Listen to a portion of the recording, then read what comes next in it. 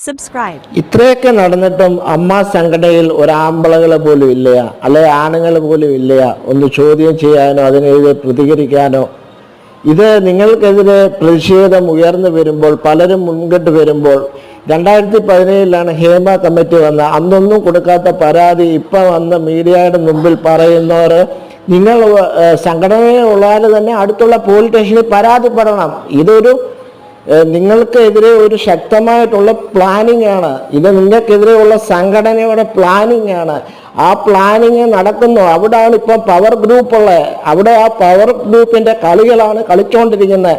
നിങ്ങൾ സംഘടനയിൽ തന്നെ സിദ്ദിഖ് കാണിച്ചത് വലിയ മണ്ടത്തരം. നിങ്ങൾക്കെതിരെ ആരോപണം വന്നപ്പോൾ പുള്ളി പെട്ടെന്ന് രാജിവെച്ചു. പുള്ളി അത് കുറ്റം സമ്മതിച്ചു. അങ്ങനെ അതുകൊണ്ട് തന്നെ പുള്ളിക്കാരന് ചെക്ക് വെച്ചിട്ട് നിങ്ങളുടെ സംഘടനയിലുള്ള മുഖ്യസ്ഥാനത്ത് ഇരിക്കുന്നവരെ ഓരോരുത്തരെ അവർ ചെക്ക്